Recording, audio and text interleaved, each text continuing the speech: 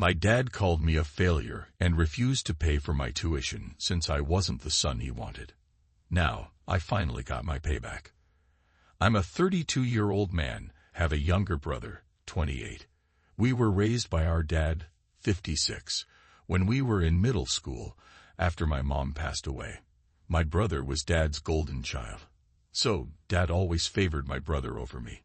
But I got used to it.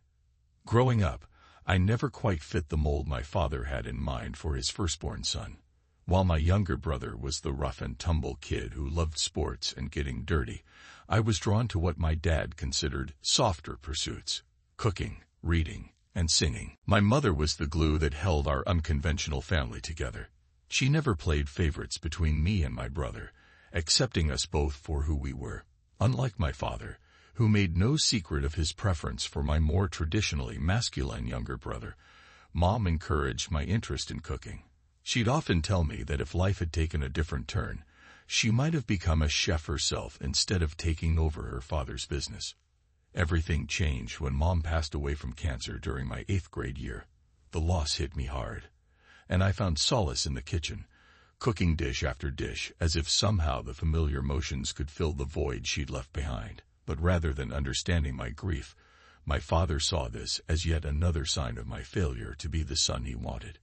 He'd snap at me to get out of the damn kitchen and do something more manly, like my brother. Things came to a head one day in the kitchen. I was making Mom's signature pasta sauce when Dad stormed in. "What the hell are you doing in here again?" he demanded, his face red with anger. "I'm cooking," I shot back, tired of apologizing for something I loved. "Is that a crime? If I catch you in this kitchen one more time, you'll be doing every damn chore in this house," he threatened. "Why can't you just be normal like your brother?" Something in me snapped. Years of hurt came pouring out. Because I'm not him. I've never been him. And you've never loved me because of it. He didn't even hesitate. "You're right. I haven't." Those 4 words confirmed everything I'd felt for years. They hung in the air between us, making the kitchen feel colder than it ever had. That was the last real conversation we had for years. I retreated into my room, throwing myself into studying recipes and listening to music, determined to make my culinary dreams work. Not just for myself, but for Mom's memory too. When college application time rolled around, I took a shot at several top culinary schools, including one of the most prestigious programs in France.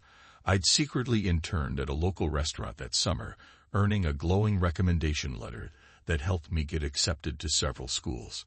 I was thrilled but nervous about asking my father for permission and financial support.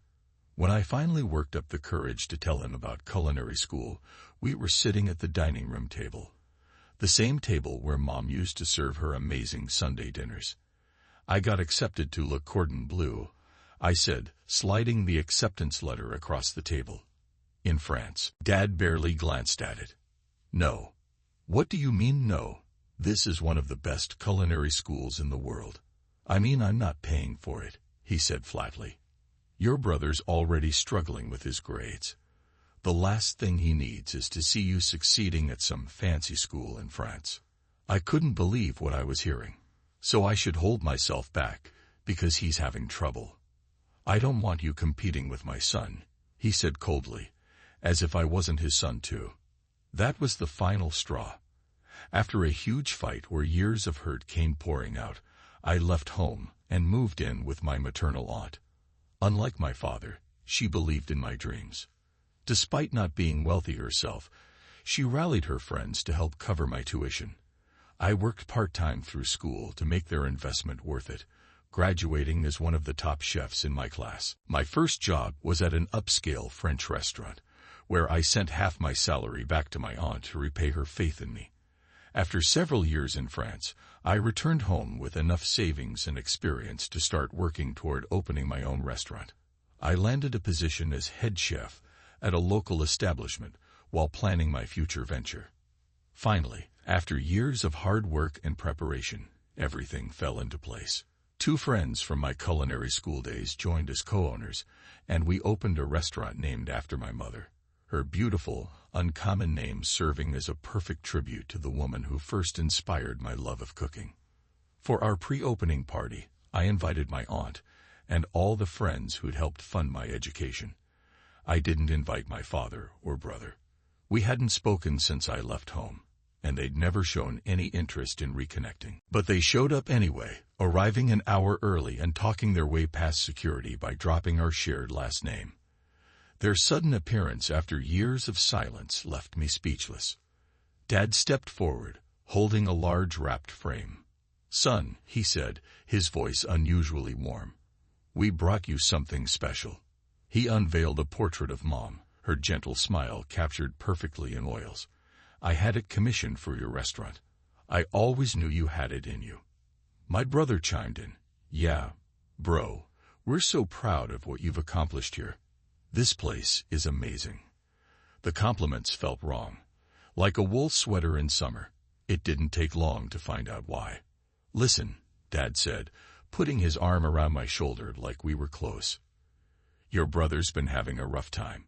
That bartending job isn't really working out." "What Dad's trying to say," my brother interrupted, "is that we should work together. Make this a real family business. Make me a partner." I looked between them. Dad's practiced smile, my brother's eager face, and finally understood why they'd shown up after all these years. "A partner," I repeated slowly. "After everything that's happened, you show up here wanting to be partners."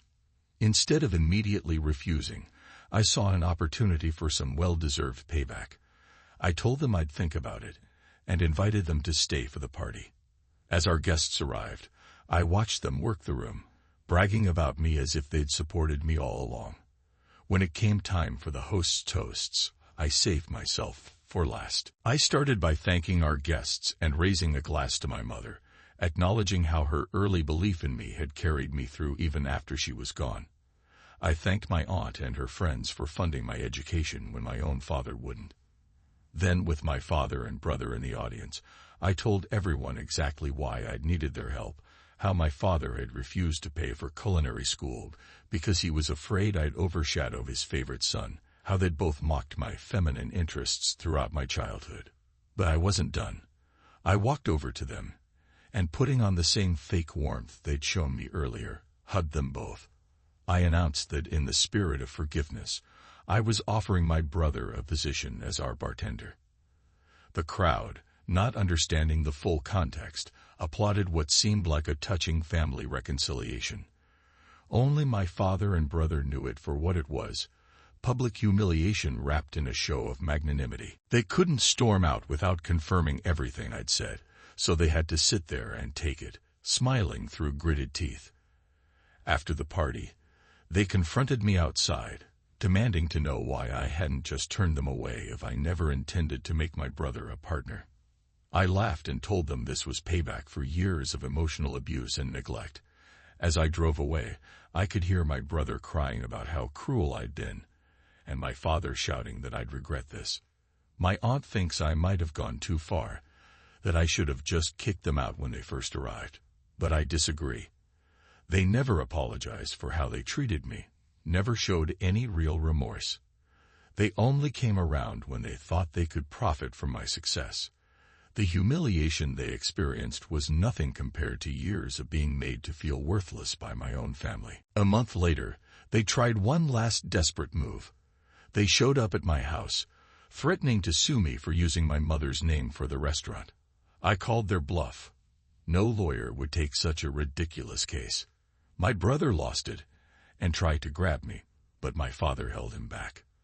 Then my father tried emotional manipulation, saying my mother would be disappointed in me. "Don't you dare," I said, my voice shaking with anger. "Don't you dare use Mom to manipulate me. She wouldn't have wanted her sons fighting like this," Dad insisted.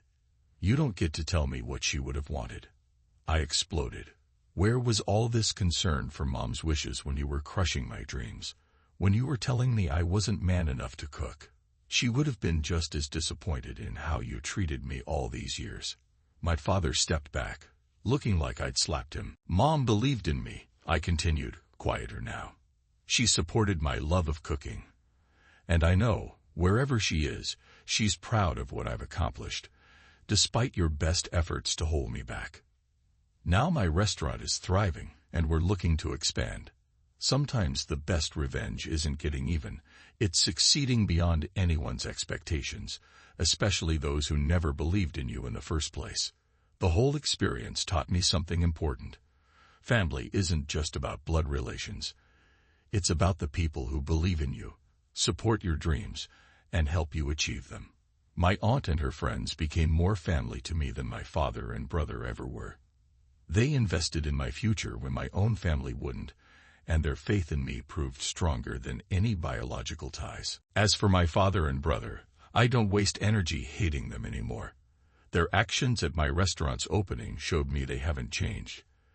They're still the same selfish, manipulative people they always were, but I'm not that scared, insecure kid anymore. I'm a successful chef and business owner who built something amazing despite their best efforts to hold me back. That's all the vindication I need.